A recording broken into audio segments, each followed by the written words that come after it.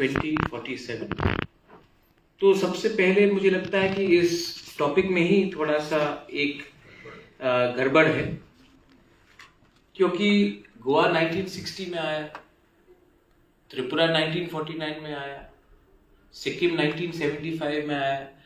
तो सबसे पहले ये यूनिफॉर्मिटी जो हम हमेशा लाना चाहते हैं, कभी वस्त्र में हो, कभी भाषा में हो, कभी खाने में हो, आजकल हम सब चीज को एक यूनिफॉर्मिटी में लाना चाहते हैं। India is very unique country. India में आप यूनिफॉर्मिटी इतने आसानी से नहीं ला सकते हैं। मैं जानता हूं कि बहुत लोग कोशिश करते हैं, लेकिन ये एक बात है कि हमें सब इसको मान के चलना पड़ेगा कि हिंदुस्तान एक झटके में नहीं आया। बहुत लोगों ने संघर्ष किया, किसी ने गोवा में किया, किसी मणिपुर में किया, त्रिपुरा में किया, कश्मीर में किया, हैदराबाद में किया। तो आप, how do you see India in 2047? There are many inaccuracies as well. Let me start. The earlier speaker spoke about education. आपने शिक्षा के बारे में बात की। मैं आपको नॉर्थ ईस्ट के बारे में थोड़ा बात बताना चाहता हूँ, because I think this room is filled with North East because most of my Tripura Matha MLAs are here. मेरे राज्य में त्रिपुरा में हमने सबसे पहले सेंट्रल यूनिवर्सिटी 2006-2007 में आजादी के 60 इयर्स के बाद एक राज्य को एक सेंट्रल यूनिवर्सिटी मिला। इससे पहले हमें कहीं और जाना पड़ता था अगर आपको क्वालिटी सेंट्रल यूनिवर्सिटी आपको शिक्षा चाहिए थी। then you will have to travel to Meghalaya or maybe to Assam or maybe to Delhi or Bombay, Mumbai.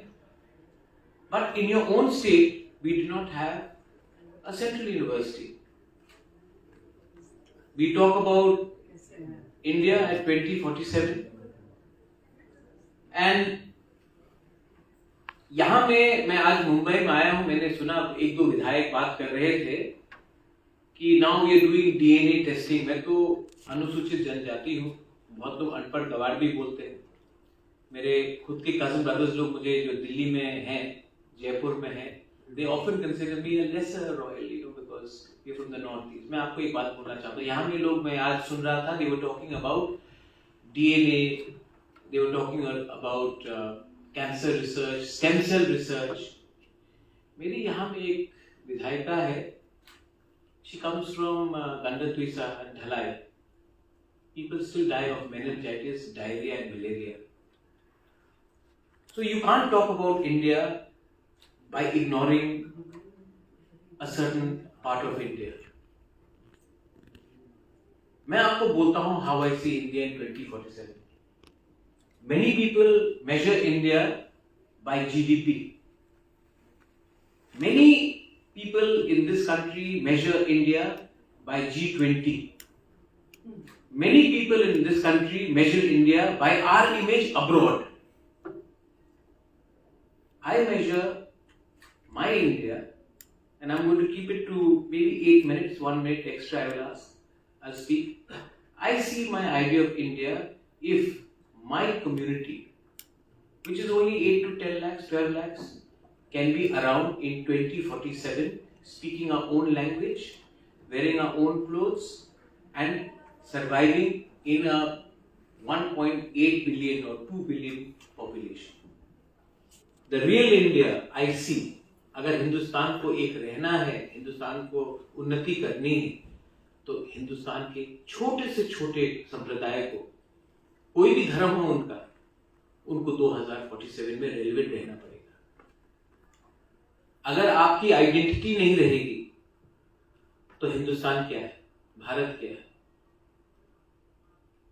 विश्व में सब आपको ताली मारेंगे, आपके लिए ताली मारेंगे, लेकिन अगर एक नॉर्थ ईस्ट का एक क्षेत्र से अगर हम बचेंगे नहीं, हमारा वस्त्र नहीं रहेगा, हमारा भाषा नहीं रहेगा, हमारा आइडेंटिटी नहीं रहेगा, हमारा अस्तित्व नहीं रहेगा, तो ये कौन सा भारत के बारे में हम बात कर रहे हैं? बहुत लोग, मैं भी उस समय जिंदा नहीं रहूंगा, लेकिन हमारा जो संप्रदाय है, हमारा जो जनजाति है, हमारा जो ट्राइबल है, जो इंडिजिनस है, वो 2047 में सर्वाइव करेगा कि नहीं करेगा?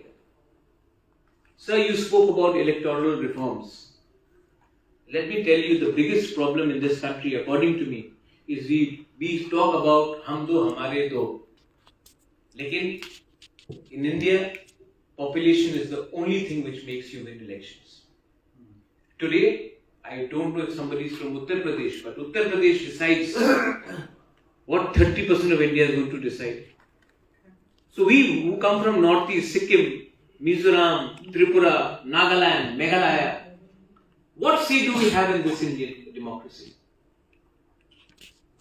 Is this country based on population? Are you going to reward population and not diversity? But what I see is that if India has to prosper in 2047, you'll have to change the democracy as we say. We are supposed to be grateful for the great democracy. The great democracy these days only rewards numbers. Empathy has gone out. Jingoism and rhetoric has come in. So I think for us to survive in 2047, we will need to look after. When we talk about minority today, we talk about religion, but minority are also ethnicities. I speak for my region. I don't speak for the rest of the country. I think we should all speak for a region. हम लोग सबको अपने क्षेत्र के बारे में बात करना चाहिए. बहुत बार मैं जाता हूं और मैं सुनता हूं कि आपका तो छोटा राज्य है, आप तो बहुत कम हैं. जमीन, इमोशन और देश सिर्फ नंबर से नहीं बनता है, जोड़ने से बनता है. If India has to prosper in 2047, we'll have to think for a new economic policy. We'll have to think about climate change because we are not living in an insulated world. We have to think about unlearning what we have learned in the last 60 years. I'm not saying unlearning after 2014. I'm talking about unlearning throughout because there are many things that we have to learn.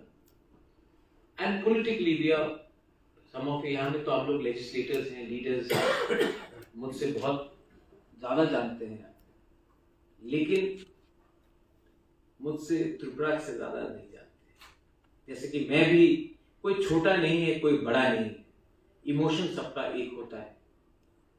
मैं आप सबको एक बात बोलना चाहता हूँ कि अगर हिंदुस्तान को 2047 में रेलेवेंट बनना है तो हमें अपने क्षेत्र को छोड़ के भी जाकर दूसरे क्षेत्र में जाकर देखना चाहिए, क्योंकि जब तक हम अपने देश को ही नहीं समझेंगे हम बाहर जाकर क्या बात करें.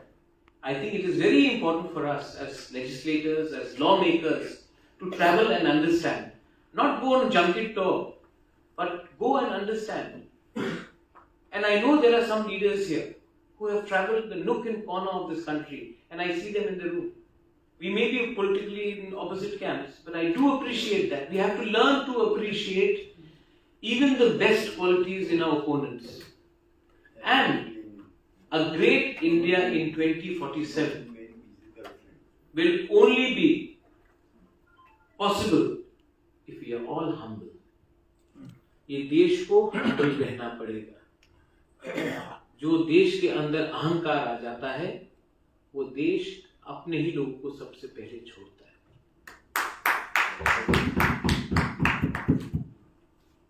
फाइनली मैंने थोड़ा ज्यादा समय लिया. मैं आपसे भी चाहता हूं कि आप भी इस सेशन के बाद हमसे बात करें.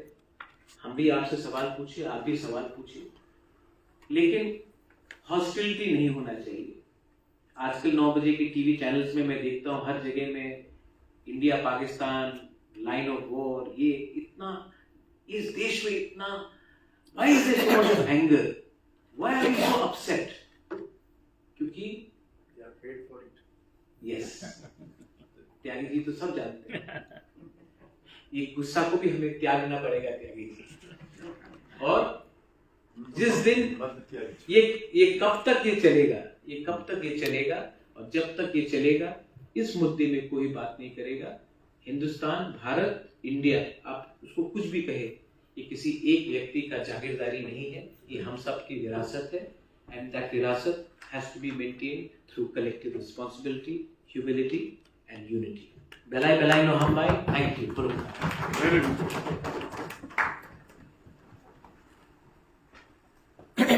Thank you so much, Pradyot, for that very articulative speech and also underlining the importance of diversity and identity.